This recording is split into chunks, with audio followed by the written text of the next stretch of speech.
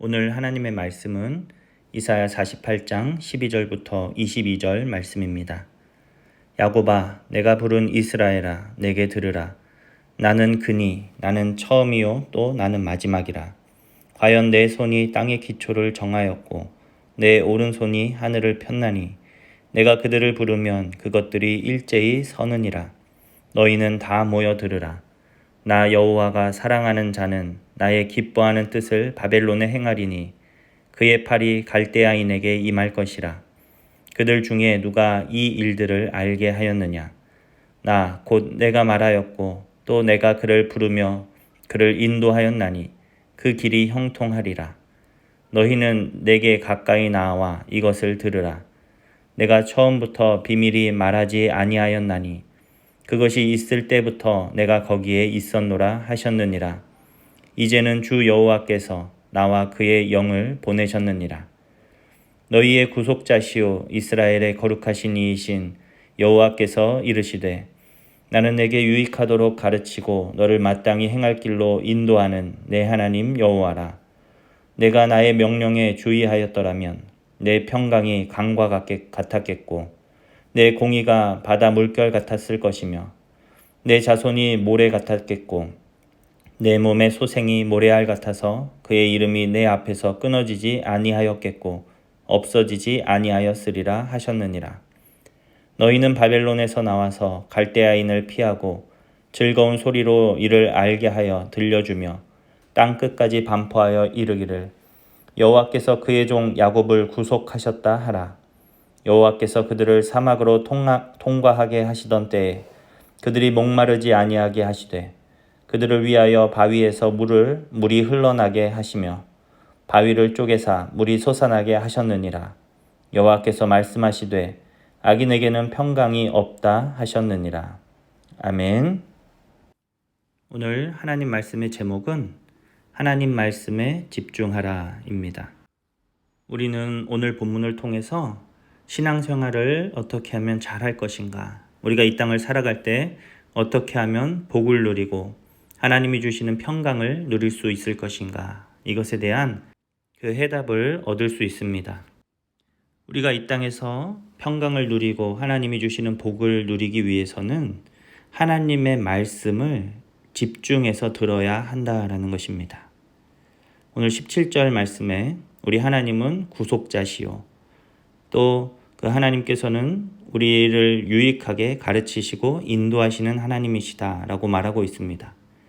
그래서 그 하나님이 무엇이라고 말씀하시는지 우리가 거기에 집중하고 주의한다면 하나님의 인도하심을 따라 우리는 복을 누리고 하나님이 주시는 평강을 누릴 수 있다라는 것입니다.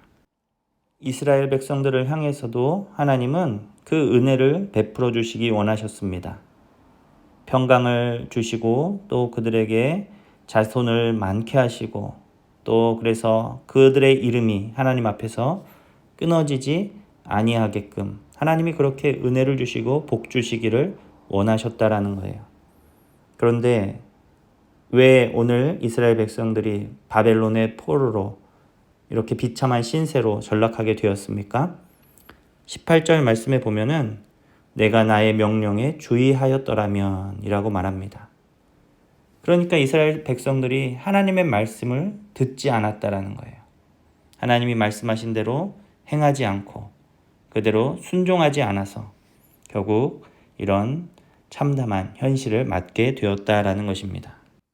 사랑하는 성도 여러분, 우리가 이 땅에서 하나님이 주시는 복과 은혜와 평강을 누리기 위해서는 그 하나님의 말씀에 집중해야 합니다. 하나님은 말씀을 통해서 우리를 얼마나 사랑하시는지 계속 이야기해 주십니다. 그 사랑을 받은 우리도 마땅히 하나님을 사랑하고 하나님만 섬겨야 하겠죠. 그리고 또 하나님이 베푸신 그 은혜에 감격하며 우리도 우리의 이웃을 사랑하고 섬기는 그러한 섬김의 사람으로 살아가야 될 줄로 믿습니다. 우리가 하나님의 말씀에 순종할 때 하나님께서는 그 약속의 말씀대로 우리에게 복을 주시고 은혜를 베풀어 주실 것입니다. 우리 모든 성도님들이 하나님의 말씀에 순종하여 하나님이 주시는 복과 은혜를 누리는 하나님의 자녀들이 다 되시기를 간절히 바랍니다. 그런데 우리가 이 땅을 살 때 우리가 그렇게 하나님의 말씀대로 살려고 노력하지만 그것이 잘 안 될 때가 너무나 많다라는 것입니다. 우리가 다 죄인들이기 때문에 그 말씀대로 살지 아니하고 또 각자의 길로 자기 소견에 옳은 대로 그렇게 살아갈 때가 참 많이 있음을 우리는 깨닫습니다. 그럼 이런 우리들에게는 아무런 소망이 없는 것인가? 아닙니다. 오늘 하나님께서는 그 이스라엘 백성들에게 구원의 계획을 다시 한번 말씀해 주고 계십니다. 비록 그들이 하나님의 말씀에 주의하지 아니하여서 바벨론의 포로로 비참한 신세의 삶을 살고 있지만 그러나 하나님은 그들을 그냥 두시지 않으시고 내가 너희를 구원할 것이다 말씀해 주십니다. 이제 이스라엘 백성들이 집중해야 하는 하나님의 말씀은 바로 하나님의 구원 계획에 대한 말씀입니다. 하나님께서는 한 사람을 통해 너희들을 바벨론에서 내가 건져낼 것이다 말씀을 하십니다. 여기서 그 한 사람은 바사왕 고레스를 말하는 것이죠. 하나님은 역사의 주관자가 되셔서 고레스를 통해 바벨론 제국을 무너뜨리시고 그곳에 있던 하나님의 백성들, 그 이스라엘 백성들을 구원하시겠다 말씀하십니다.